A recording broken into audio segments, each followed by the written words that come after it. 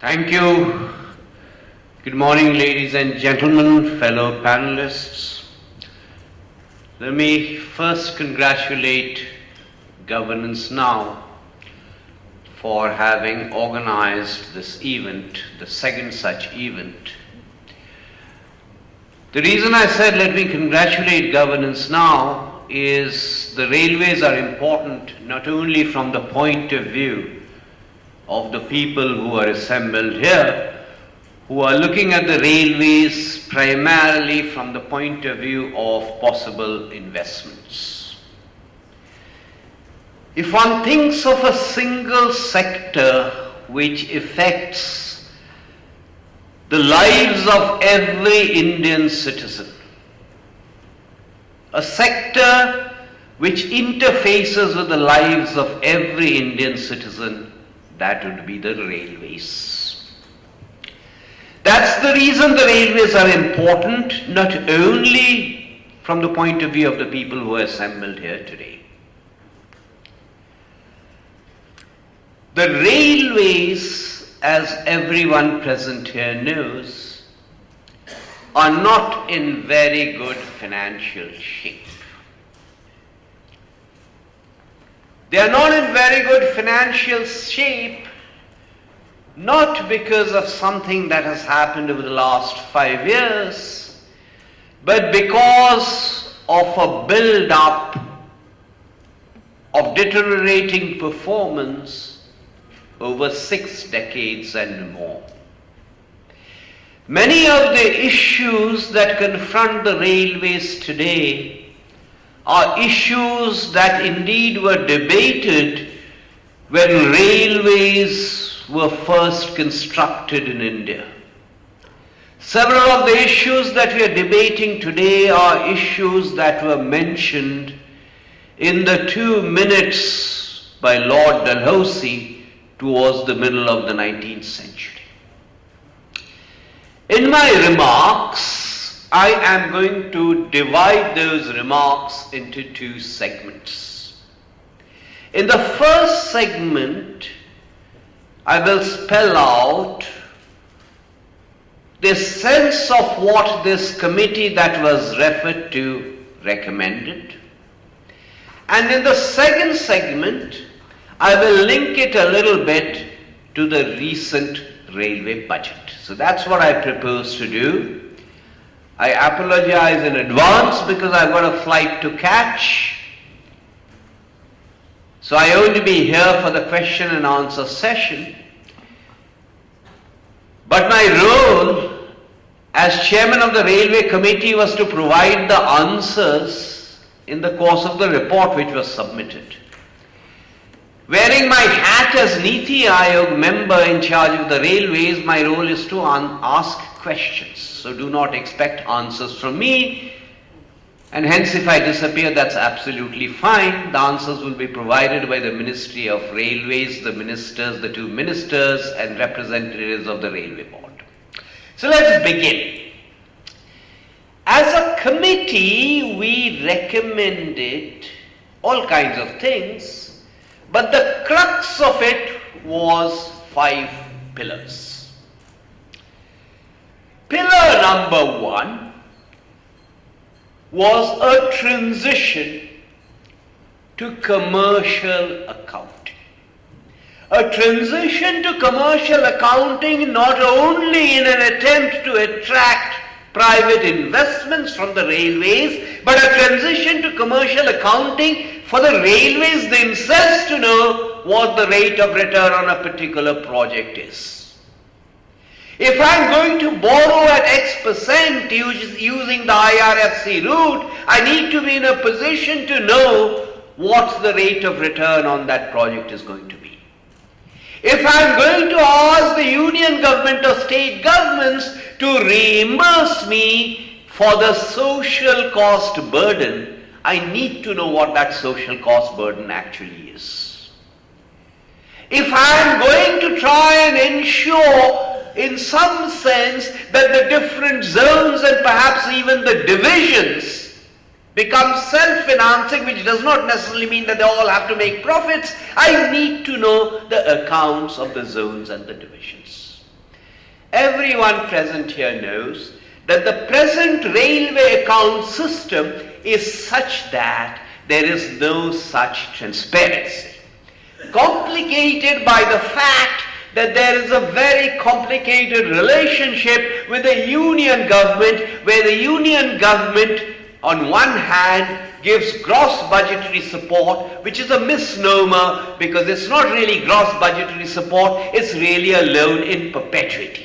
And on the other hand, it takes out dividends, which again is a bit of a misnomer because it's not really dividends in the sense that we understand it at all. It is a repayment of the interest on the GBS.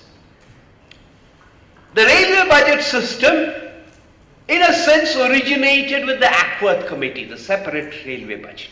If you read the recommendations of the Ackworth Committee, you will find it had several recommendations, but the only one that was implemented back then was the separate railway budget. So the first pillar of our suggested reforms was commercial accounting. The second pillar was an independent regulator. In terms of what we contemplated as a committee, there would be private operators also, not necessarily today, someday in the future. And the role of the railway ministry would be in terms of enunciating policy. So the railway ministry enunciates policy, the independent regulator ensures rules of fair competition as per that policy enunciation are observed. We did not contemplate the independent regulator as a tariff regulator. Tariff is a small part of it. Fair access to track is also a competition issue. Standards can be an entry deterrent device. So the regulator was expected to be not just a tariff regulator, much more than that, ensure rules of fair competition. And the railway board remains a board only for the public sector provider. We debated a lot as to whether there was a conflict of interest within the public sector operator and whether one should unbundle and separate out the infrastructure part of it into a separate company, as has been done in some other countries. And we came to the consensus that given the vertical integration that exists in the railways, that kind of thing cannot really be done in India. So that was the second pillar, the independent regulator. The third pillar was private entry. When we talked about private entry, we were not really saying anything new, and private entry across a whole range of different aspects, not just wagons and locomotives but also services. We were merely endorsing what was already government policy, but we were pointing out that in the absence of an independent regulator, there were too many obstacles and hurdles in the way of private sector entry. The fourth pillar we mentioned was decentralization. Many people do not realize how centralized the railways have become over time. In the 1950s, the railways were much more decentralized. So we argued for decentralization, not only at the level of the GMs, but much further down at the levels of the DRMs, at the level of the station superintendents, at the level of the train superintendents. And the fifth and last pillar we mentioned was an unification of entry into the services. Today, at the officer level, there are 7 different entry points into the railway services, 8 if you include medical services. Consequently, all of you who have experience in dealing with the railways know that the railways operate in silos. You operate in silos when you enter, you operate in silos as you go up the ladder, and you continue to operate in silos at the level of the railway board. These were the main pillars. We also raised question marks about what was the core function of the railways. And in our view, the core function of the railways was to run trains, not necessarily to run schools, not necessarily to run hospitals, not necessarily to run all kinds of security services. I did not say security services, I said all kinds of security services. Now let me link this with the railway budget. Of course it was a good budget. How can it be a bad budget if it has personally named me? It has to be a good budget. But I think the question to ask is the following. Why are we so fixated over the budget? I'm talking about the railway budget. The railway budget is only one day in the year. Does this mean that the railways or Ministry of Railways ceases to exist on the other 364 days? Does it mean that various policy changes will not happen on days other than that one particular day? Obviously not. So many of the changes, many of the reforms will happen elsewhere. Sometimes deliberately, I am not speaking on behalf of either Suresh Prabhuji or Manoj Sinha ji, I am venturing my private opinion, which is that sometimes you don't want the reforms to attract too much of attention. If they become highly visible, they can be extremely controversial. It is far better not to flag them in a budget speech, but to quietly do them. The railway budgets have recently been identified with what? What new trains are going to be introduced? And the honest to God answer is, given the capacity constraints today, the railways cannot handle more trains. You have a station like, let us say, you have stations in UP where there are 600 trains, passenger trains passing every day. So introducing new trains, which has been the hallmark of recent railway budgets, is a non-starter. And the second aspect of every railway budget has been changes in fares and tariffs. Now if that is going to be dynamic, if that is going to be recommended by a regulator, why on earth should these things be done in the railway budget? And purely technically and legally, if you want to change fares, unlike the union budget, you don't have to go to the parliament for the railway budget. On those 5 pillars, to the best of my understanding, you should ask the 2 ministers, to the best of my understanding, the following has happened and is happening. Commercial accounting has been tried out on a pilot basis in Ajmer division and has been extended to North Zone, and eventually therefore with the proper MIS, give it 3 years and it will extend to the rest of the railways. That is my understanding. Private entry, you know that has been happening. Third, independent regulator.